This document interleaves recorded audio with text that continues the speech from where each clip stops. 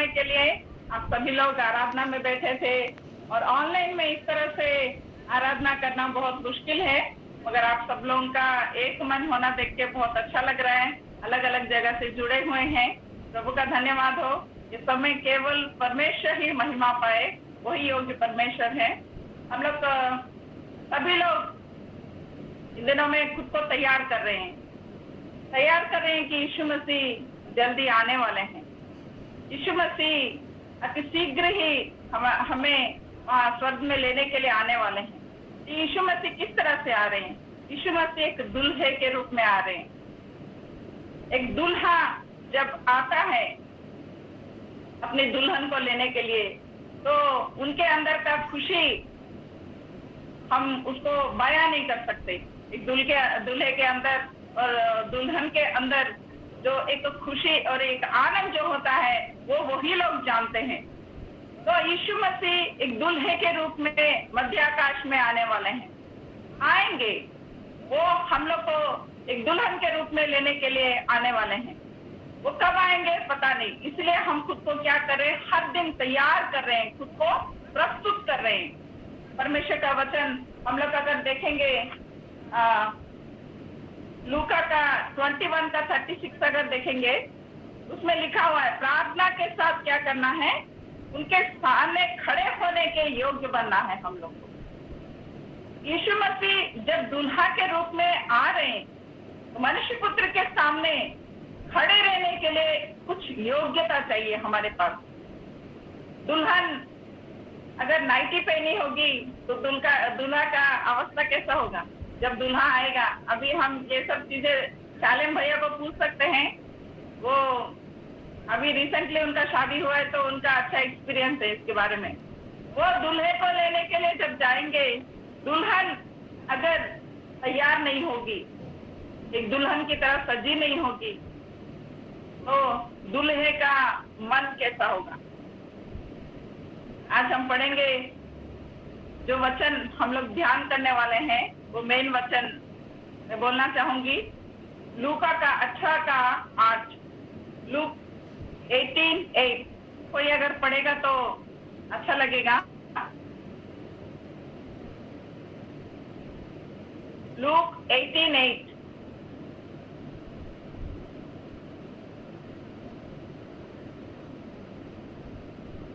जी, look 18 का 8। मैं तुमसे कहता हूँ वह तुरंत उनका न्याय चुकाएगा। तो भी मनुष्य का पुत्र जब आएगा तो क्या वह पृथ्वी पर विश्वास पाएगा? देखिए, यीशु मसीह सिर्फ दुल्हन को लेने नहीं आ रहे हैं, और एक चीज वो ढूंढ रहे हैं। वो यहाँ पे बयां करके बोल रहे हैं, क्या विश्वास को मैं देख पाऊंगा? क्या मैं धरती पे, पृथ्वी में जब मैं आऊंगा तो विश्वास को देख पाऊंगा? क्यों इस चीज को परमेश्वर यीशु मसीह इतना इम्पोर्टेंस है, इतना खास से वो बोल रहे हैं कि विश्वास क्या मैं देख पाऊंगा? विश्वास हम लोग खुद को क्या बोलते हैं? हम लोग खुद को कैमरा बंद कर दे। हम लोग खुद को क्रिश्चियन बोलते हैं, मगर हम लोग का दूसरा नाम क्या है? विश्वासी। विश्वासी बोल के भी हम लोग को बोला जाता है, या फिर हमारा खुद का पहचान भी है। हमारा एक पहचान है कि हम लोग विश्वासी लोग हैं। तो यीशु मसीह इस विश्वासी लोगों के बीच में आ रहे हैं अपने साथ लेके जाने के लिए, और वो ढूंढ रहे हैं कि विश्वास है कि नहीं। क्या मैं उस समय में विश्वास पाऊंगा? क्या मैं विश्वासी लोगों के बीच में आ रहा हूँ, मगर क्या विश्वास मुझे मिलेगा? क्यों विश्वास को वो इतने खास से देख रहे हैं? उनको विश्वास का जरूरत क्यों है? हम पढ़ेंगे इब्रानियों 11 का 1 पढ़ेंगे तो हमें वहां पे कुछ चीजें देखने को मिलेगा। इब्री 11:1।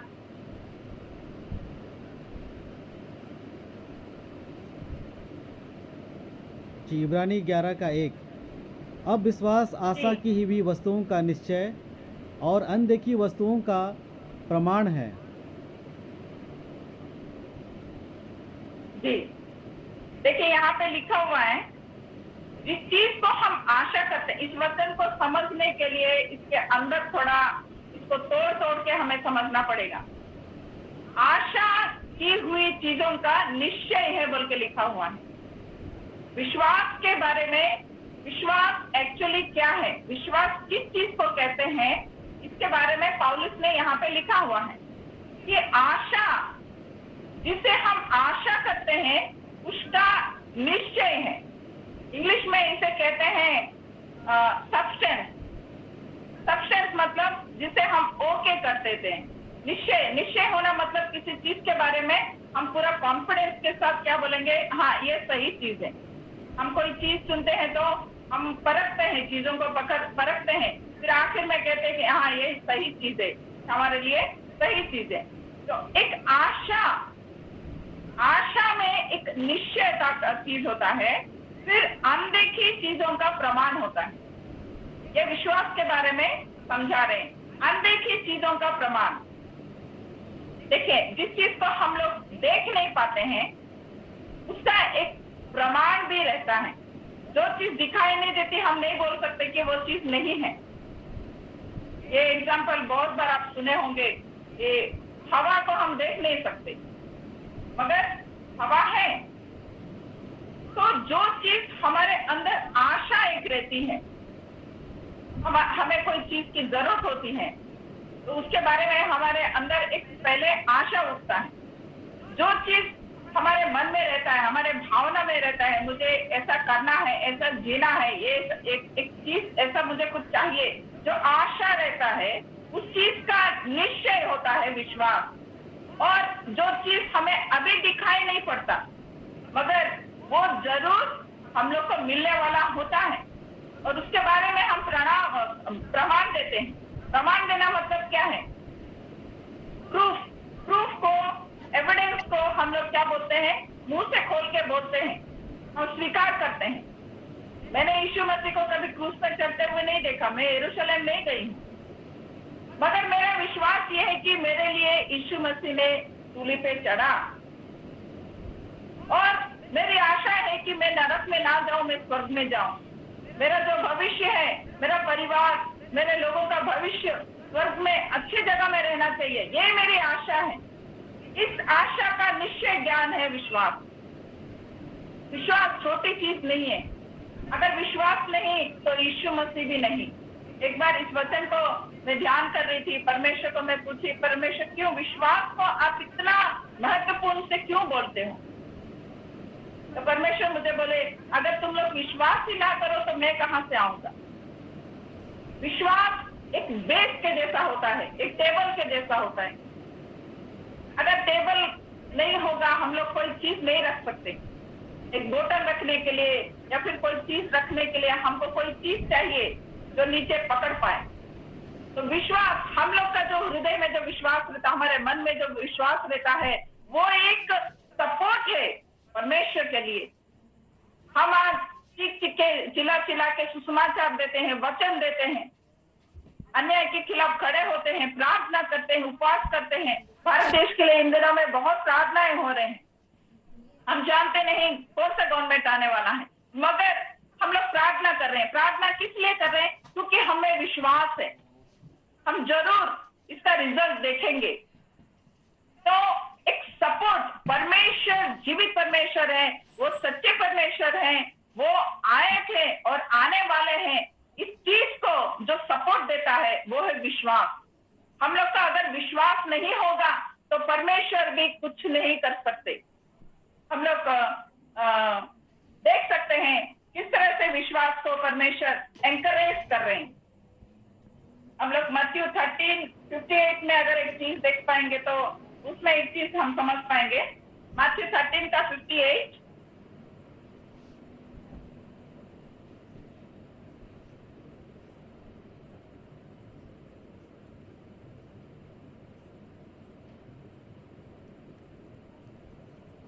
मत्ती 13:58 पढ़ेंगे।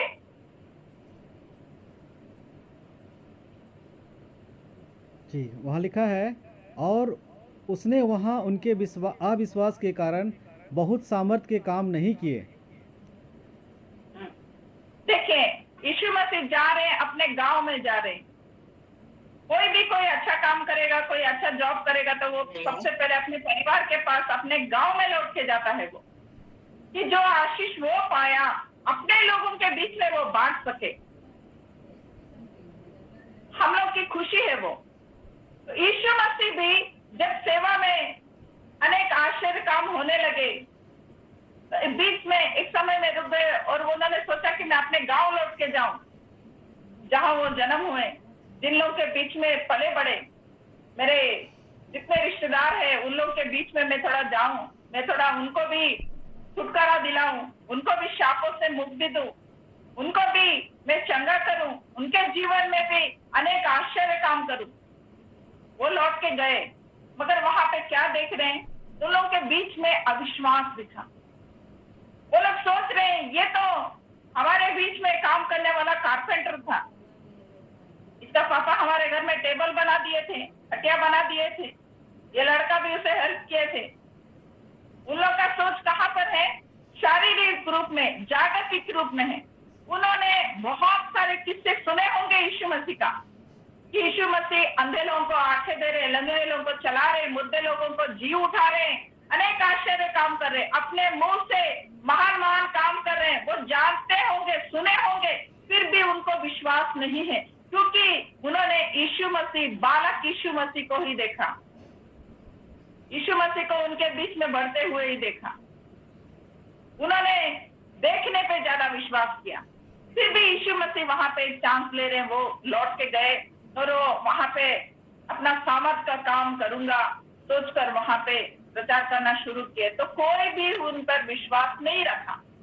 वचन में हम अभी जो पास्टर जी पढ़ रहे थे, अविश्वास के कारण सामर्थ के काम नहीं किए।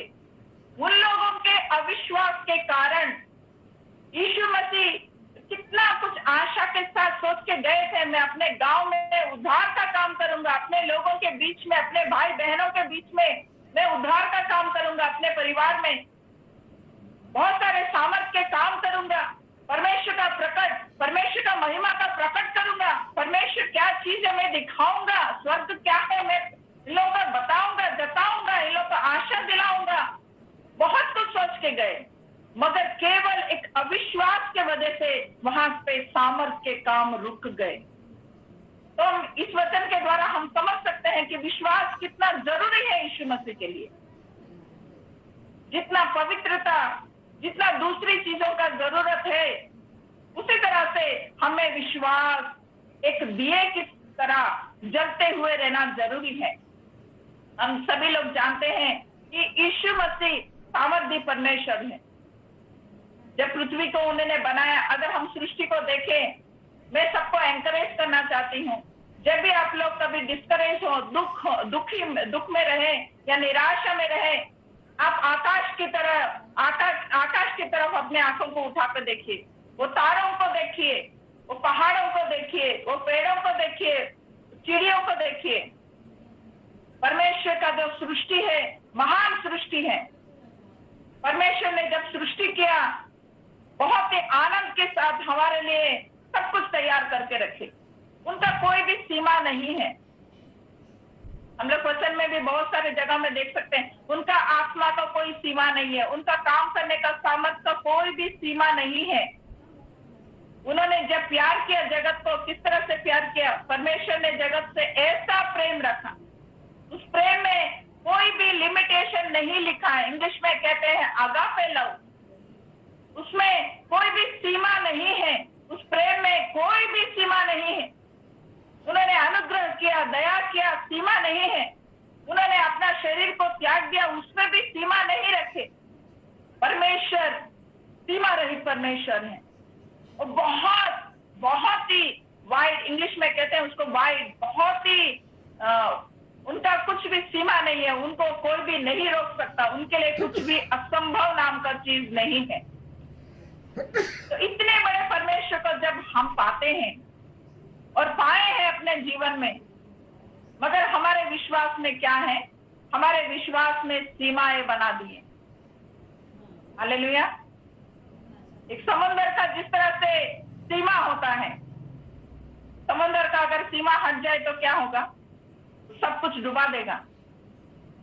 समंदर सबको डुबा देगा, हानि करेगा, इसलिए उसको सीमा दिया गया है। मगर हमारे विश्वास में सीमा नहीं दिया गया है। हम लोग को ये बात को समझना पड़ेगा। जब अब्राहम को परमेश्वर ने वादा किया कि मैं तुम्हें संतान दूंगा, वो आकाश की ओर दिखा के बोल रहे, देख आकाश की ओर देख, कितने सारे तारे हैं, तू क्या गिन पाएगा? अब्राहम गिनने लगा, 1 2 3 4 5 6 10 तक गया, 100 तक गया। उसके बाद उसके उंगलियां नहीं मिले, वो थक गया। बोला नहीं परमेश्वर, मैं और नहीं गिन सकता। तो देख, तेरे संतान को मैं इसी तरह से बनाऊंगा। आमीन। मैं तेरे संतान को इसी तरह बढ़ाऊंगा। मगर अब्राहम के पास उस वक्त संतान नहीं था, कोई भी संतान नहीं था। उसके पास आशा उम्मीद कुछ भी नहीं था। वो बूढ़ा हो गया था, उसका बल, उसका कमर झुक गया था। मगर परमेश्वर उस समय में उसे बोल रहे हैं, देख आकाश की ओर देख, और समुद्र का बाली पकड़ के बोल रहे हैं, रेत को पकड़ के और उछाल, गिर सकता है इस रेत को तू, मैं तेरे संतान को इस तरह से मैं बढ़ाऊंगा। तो परमेश्वर अपने सामर्थ्य को अब्राहम के जीवन में दिखा रहे हैं कि मैं किस तरह से काम कर सकता हूं। परमेश्वर कभी भी अपने आप को सीमा में नहीं रखे हैं। तो हमारे विश्वास को भी परमेश्वर एंकरेज कर रहे हैं कि तुम लोग अपने विश्वास को सीमा में बांध के मत रखो। ऐसे मत सोचो कि मैं कुछ ही काम कर सकता हूं, ऐसे सोचो कि मैं सब कुछ कर सकता हूं। आमीन। परमेश्वर सब कुछ कर सकते हैं। हम लूका 7 का 9 पढ़ेंगे। यहाँ पे हम एक ऑफिसर के बारे में पढ़ पाएंगे। लूक 7:9 एक सूबेदार के बारे में लिखा हुआ है यहाँ पे। जी, कोई भी पढ़ सकते हैं। यह सुनकर यीशु को अचंभा हुआ और उसने मुंह फेर कर उस भीड़ के जो उसके पीछे आ रही थी, वह कहा कि मैं तुमसे कहता हूँ कि मैं इजराइल में भी ऐसा विश्वास नहीं पाया। हालेलुया। देखिए, यीशु मसीह एक आदमी के विश्वास को प्रशंसा कर रहे हैं। वो कितना इंटरेस्ट में है। यीशु मसीह का मन जीतना कठिन नहीं है। यीशु मसीह बहुत सरल हैं, वो बहुत सीधे साधे परमेश्वर हैं, और बहुत ही प्यारे परमेश्वर हैं, हमको समझने आने वाले के जैसे परमेश्वर है। इसीलिए उन्होंने मानवधारी होकर हमारे बीच में खाना खाए, हमारे बीच में चले, हमारे बीच में सोए, हमारे बीच में अपना जीवन बिता के गए। वो अपनी सरलता को उस जगह में प्रकट करने के लिए अपने आप को धरती पर लेके आए। यीशु मसीह इस आदमी को एंकरेज कर रहे हैं। एक सोल्जर है, एक सोल्जर है। इंग्लिश में अगर इसके बारे में पढ़ेंगे तो सेंचुरियन बोल के लिखा हुआ है। तो सिपाहियों के ऊपर जो अधिकारी होता है, ऑफिसर होता है, इनका सूबेदार का उतना बड़ा पोस्ट है। ये सूबेदार अपने दास को रोगी पाया। उसका दास बहुत बीमार था। वो यीशु मसीह के बारे में कहीं से सुना। उसके बाद अंदर में एक विश्वास जगा। वो बोल रहा है, यीशु मसीह आप एक बात बोल दीजिए, अपने मुंह से एक शब्द निकाल दीजिए। आप शब्द निकाल देंगे, मेरा दास उठ जाएगा। यीशु मसीह चाहते थे उनके घर जाने के लिए, मगर सूबेदार ने मना किया। सूबेदार बोला, मैं योग्य नहीं हूँ, आप मेरे पास आ सको, मेरे घर में आ सको, इसके लिए मैं योग्य नहीं हूँ। इसलिए तो मैं आपके पास नहीं आया हूँ, क्योंकि मैं अयोग्य हूँ।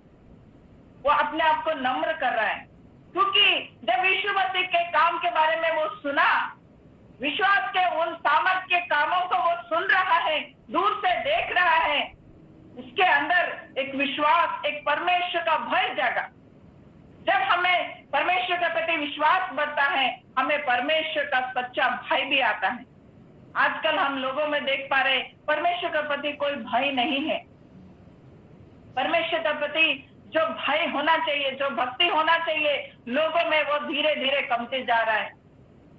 मगर मैं अनुरोध करती हूँ, जो सब लोग, हम लोग जो प्रार्थना कर रहे हैं, विश्वास में और भक्ति में हम लोग स्थिर रह पाए। प्रभु इस चीज के लिए हमें सहायता करे। तो ये सूबेदार जो रिक्वेस्ट कर रहा है, यीशु मसीह को बोल रहा है कि प्रभु मेरे दास के लिए एक शब्द निकाल दीजिए अपने मुंह से, एक बात बोल दीजिए। आप वहां से बोलेंगे, यहाँ पे काम हो जाएगा। देखिए, वो यीशु मसीह के साथ पीछे पीछे नहीं घूमता था, यीशु मसीह के सेवा में नहीं लगा था, वो विश्वास के साथ नहीं जैसा नहीं था वो, मगर उसका विश्वास देखिए अंदर। यीशु मसीह उसके लिए कितना बड़ा बात बोल रहे हैं। इस्राएल में भी ऐसा विश्वास नहीं पाया। मैं इतने दिनों से इस्राएल में काम कर रहा हूँ, तुम लोग के बीच में उठ रहा हूँ, बैठ रहा हूँ, तुम लोग को चंगा कर रहा हूँ मैं, मगर ऐसा विश्वास आज तक इस्राएल भी मैंने नहीं देखा। ये यीशु मसीह का स्टेटमेंट है। देखिए, उस विश्वास के कारण उस आदमी का नाम बाइबल में आज लिखा हुआ है। हम प्रचार में सुनते हैं, उसके बारे में पढ़ते हैं और उनसे हम सीख रहे हैं। साधारण व्यक्ति जो यीशु मसीह से बहुत दूर था, मगर उसका जो दृढ़ विश्वास है, वो यीशु मसीह के साथ कितना गहरा संबंध बना दिया उसका। यीशु मसीह को वो सही तरीके से पहचाना। कई बार हमारे जीवन में ऐसे परिस्थितियां, ऐसे प्रॉब्लम्स, ऐसे समस्याएं आते हैं, तो हम लोग सोचने लगते हैं क्या यीशु मसीह ये करेंगे क्या? हाँ, दूसरों के जीवन में करेंगे क्या, मेरे जीवन में करेंगे क्या? यीशु मसीह निस्वार्थ परमेश्वर है। वो स्वार्थ कभी भी नहीं रखते हैं। सभी से एक जैसा प्रेम करने वाले यीशु मसीह सामर्थी परमेश्वर है वो। आमीन। वो हम सभी से एक जैसा प्यार करते हैं। हम सभी के लिए एक ही लहू बहाए। हम सभी के लिए एक ही बार उन्हें सूली चढ़ा, एक ही बार पुनरुत्थान हुए। मैं सोच रही हूँ आप सब समझ पा रहे होंगे। आप लोगों में, कई लोगों में ये सवाल अभी उठ रहा है, तो मेरे जीवन में इतने दिनों से मैं विश्वास कर रही हूँ, विश्वास कर रहा हूँ, क्यों नहीं हो रहा है? सवाल उठता है, मगर वो सवाल पवित्र आत्मा के ओर से नहीं आता। वो संदेह का सवाल है, उसे निकाल देना चाहिए हमें। हम लोग यीशु मसीह के और एक संकल्प, एक दृढ़ निश्चय के साथ आगे बढ़ना चाहिए कि यीशु मसीह मेरे साथ जरूर करेंगे। हम कुछ समय पहले जो वचन पहले पढ़ रहे थे कि विश्वास क्या मैं पाऊंगा, उस जगह में एक छोटी सी कहानी भी वहां लिखा हुआ है कि एक औरत न्याय के लिए बार बार वो रिक्वेस्ट करती है। वहां पे लिखा हुआ है, जागतिक आदमी अगर उसे न्याय देने के लिए तैयार होता है, तो आत्मिक पिता न्याय देने के लिए क्यों देरी करेंगे? हाँ, हमें कुछ सिखाने के लिए शायद देर कर रहे हैं, शायद हमें बलवंत करने के लिए देर कर रहे हैं। विश्वास को जोर से पकड़े रहना है हम लोग को। ये विश्वास के प्रति परमेश्वर का इतना इच्छा क्यों है? वो क्यों विश्वास को उस समय में ढूंढ रहे हैं? कौन किस तरह का विश्वास को वो ढूंढ रहे हैं? हम लोग अगर पढ़ेंगे 1 पीटर 1:7 अगर पढ़ेंगे तो वहां पे कुछ समझ में आएगा हम लोग को। 1 पीटर 1:7।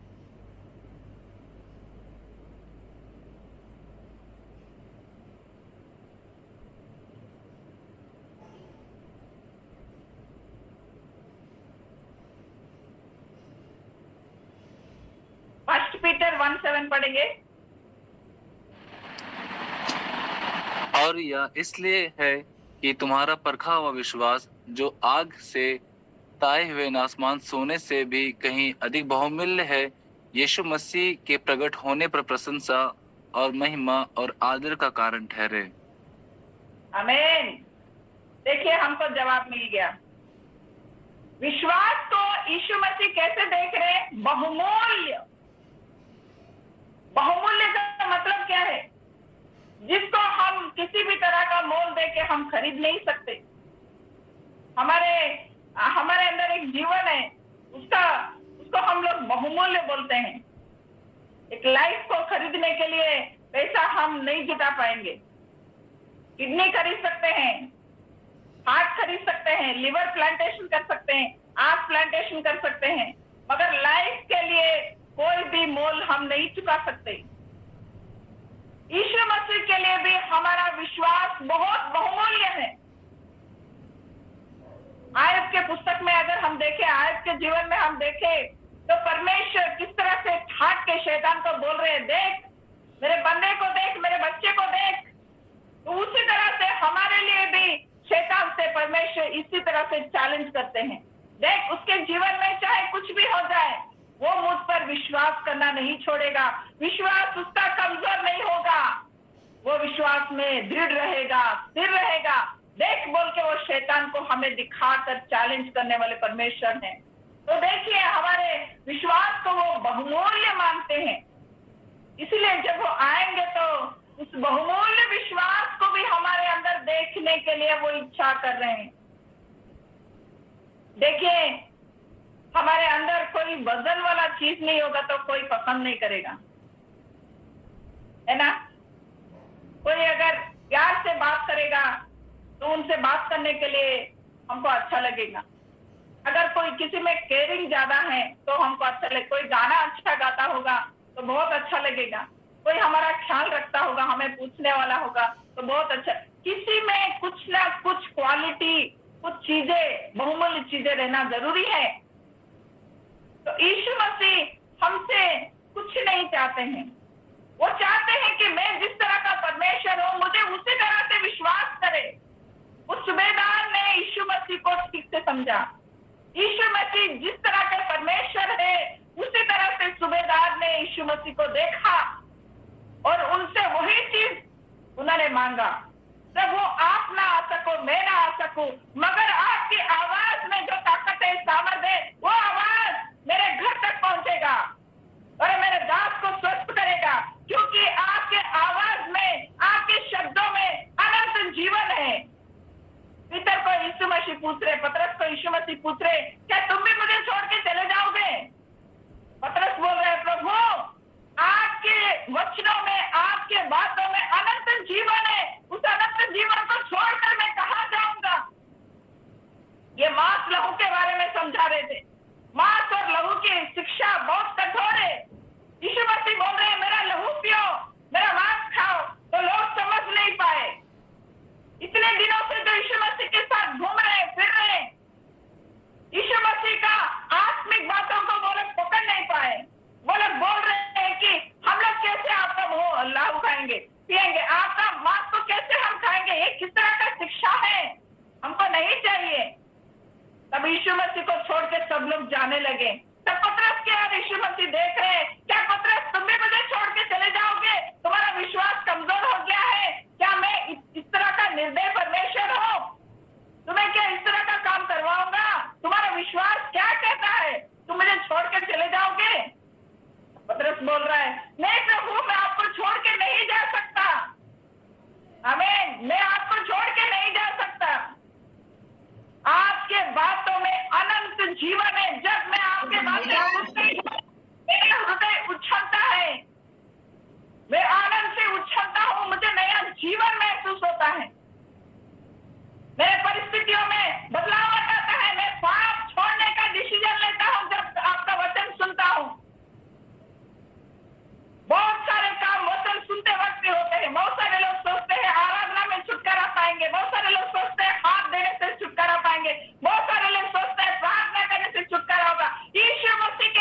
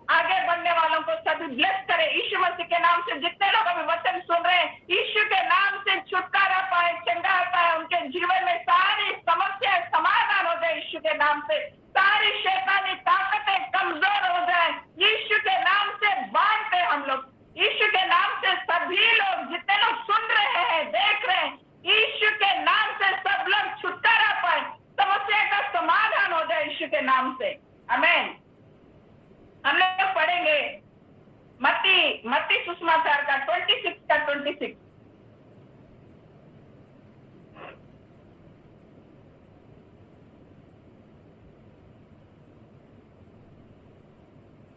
मत्ती 26 का 26। जब वे खा रहे थे तो यीशु ने रोटी ली और आशीष मांगकर तोड़ी और चेलों को देखकर कहा, लो खाओ, यह मेरी देह है। उसके बाद 27, 28 भी पढ़िए सिस्टर, 29 तक पढ़िए। उसने कटोरा लेकर धन्यवाद किया और उन्हें देकर कहा, तुम सब इसमें से पियो, क्योंकि यह वाचा मेरा लहू है और जो बहुतों के लिए पापों की क्षमा के लिए निमित्त बहाया जाता है। मैं तुमसे हालेलुया। कहता हूँ जी जी 29 भी पढ़ना है। जी पढ़ दीजिए। मैं तुमसे कहता हूँ कि दाख का यह रस उस दिन तक कभी ना पीऊंगा जब तक तुम्हारे साथ अपने पिता के राज में ना पीऊं। आमीन। यीशु मसीह के वाचा का लहू हम सबके लिए बहाए हैं। यीशु मसीह ये जो लाइफ सेवर का जो प्रोग्राम है, ये शिष्यों को दे रहे और बोल रहे, लो ये मेरी रोटी, ये जो रोटी है ये मेरी देह, और ये जो कटोरा में जो आप पी रहे हो वो मेरे लहू समान है। तो वो लोग ले रहे हैं। ये काम कब हो रहा है? कि यीशु मसीह सूली पे चढ़े थे ना, सूली पे चढ़ने से पहले का बात है। यीशु मसीह अभी तक सूली में नहीं चढ़े थे, अभी तक बलि नहीं हुए, अभी तक कब्र के अंदर जाके फिर से नहीं आए, पुनरुद्धार नहीं हुआ उनका शरीर। उससे पहले ही देखिए हम लोग अभी जो प्रभु बोझ ले रहे हैं, यीशु मसीह का पुनरुद्धार का बाद का प्रभु बोझ हम ले रहे हैं, मगर उनके शिष्य लोग पुनरुद्धार से पहले, यीशु मसीह बलि होने से पहले से ही उनका लहू और मांस के सहभागी हुए। इसमें हम समझ सकते हैं यीशु मसीह जो शुरू से अंत तक है वही यीशु मसीह है। उनके लहू में कोई बदलावट नहीं है। वो सूली पे नहीं चढ़े थे, वो अपने आप को बलि स्वरूप नहीं दिए थे, फिर भी उनके लहू में वही सामर्थ, वही ताकत, वही पहचान, क्योंकि वो पवित्र परमेश्वर का लहू है। हमें